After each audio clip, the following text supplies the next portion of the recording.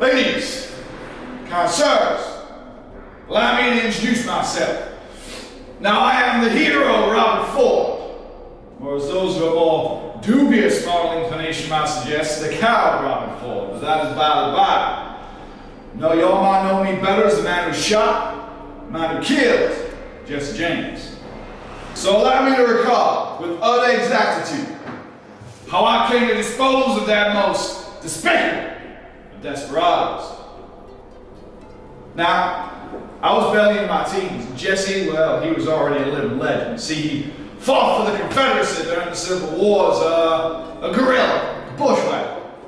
So he got off ambushing troops, robbing trains, raiding supply lines and such like. But he was good at what he did too. But when the war ended, I guess nobody told Jesse or his brother Frank, because he just kept on going as they had done before. Robbing, raiding, causing as much trouble as they could for those damn little Yankees. But to us folks in the South, we never saw them as outlaws. No sir. To us they were heroes. You see, they fought for something greater. They fought for honor, justice. Hell, they fought for the weaker man. They was like Missouri's very own Robin Hoods, robbing the North for the good of the South. Well, so we thought anyhow. So we were led to believe. You see, newspapers followed their every move, their every adventure ended up in print. By the end, I didn't want to be like Jesse James, no sir. I wanted to be Jesse James.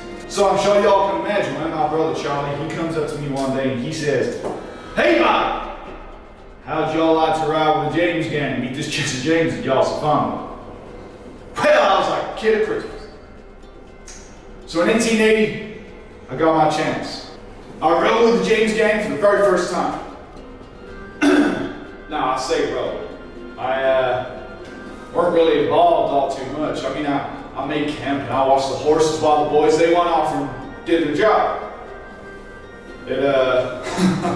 It's not the adventure I had anticipated. Nor was Jesse James the man I'd hoped he would be. See, all these stories about Jesse being a man of honor and courage, a man of righteous intent, hell, that was all lies. Stories, myths. I'll tell you now, Jesse James was nothing but a thief and a cold-blooded killer at best. He didn't give a hoot if you were northern, southern, rich or poor. If y'all got in his way, he'd shoot you down like a dog all the same. I mean, there were times when we'd laugh and fool around like I was his own kid brother. And quick as a snap, he'd be on me with a damn knife in my throat, threatening my life. Other times he'd obsess over his own death. He'd talk about suicide, about throwing himself into a frozen lake or shooting himself through the heart, even giving himself up to the bounty hunters. No sir, I'll not deny it. I was terrified of Jesse. But small part, I still believed in the idea of Jesse James and the character that I read about as a boy in those Nickel and Down novels. Somehow I still thought I could aspire to that ideal. I thought that I could be the hero. I guess in the end, that's how I came to kill him. Now that story, killing himself, that starts in 1882. And it was early. Still wet, snow was thick on the ground, up to your thighs in places. Now there were four of us from the James gang. It was myself, my brother Charlie, my good friend Richard Little, finally a man named Wood Hyde, just so happened to be Jesse's cousin. Now we were hiding out at my sister's house after the Blue Coat train robbery, just keeping our heads low. When one morning, and I will be damned if I know it over, but a furious argument breaks out between Little and Hyde. I mean, I was sat there minding my own business, eating my beans.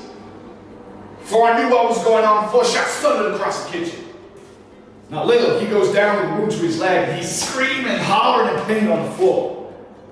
Hyde, he recovers quick. He takes a flesh wound to the arm, but he's bearing down on the wounded Little, ready to deal that fatal blow.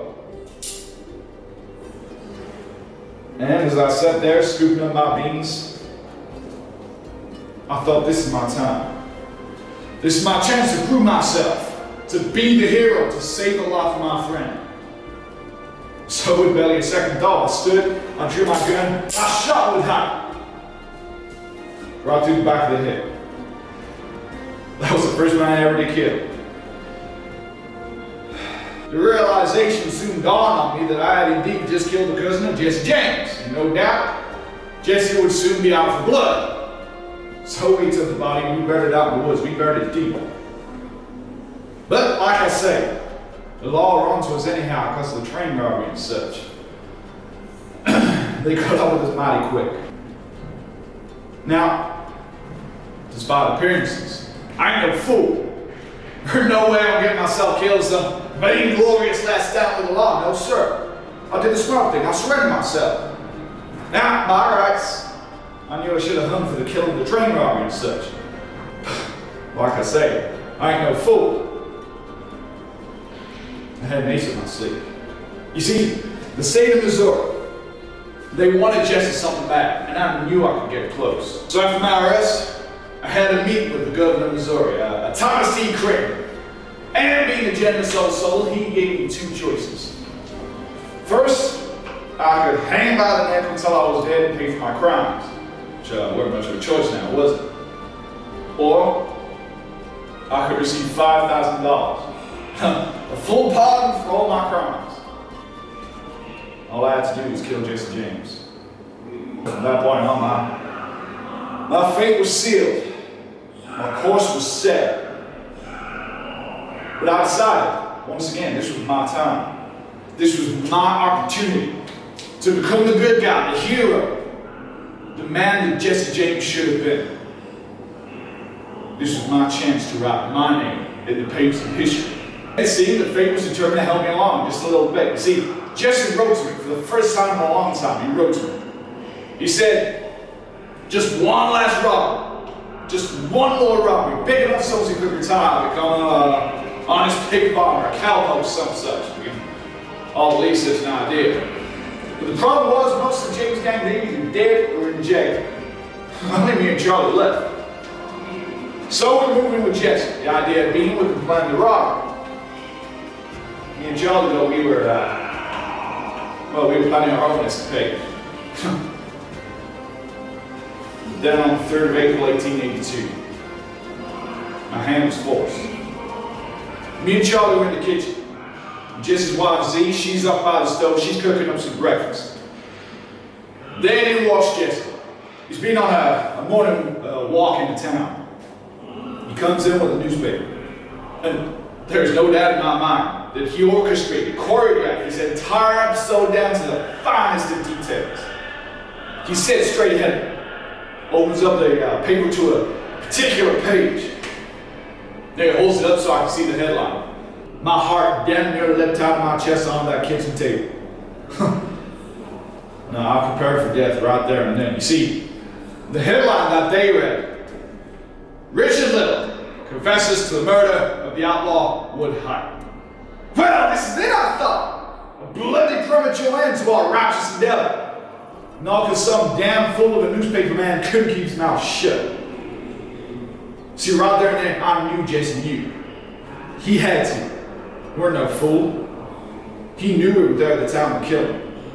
He knew we covered it up. He knew we betrayed him. What's more, he knew what I was there to do that day.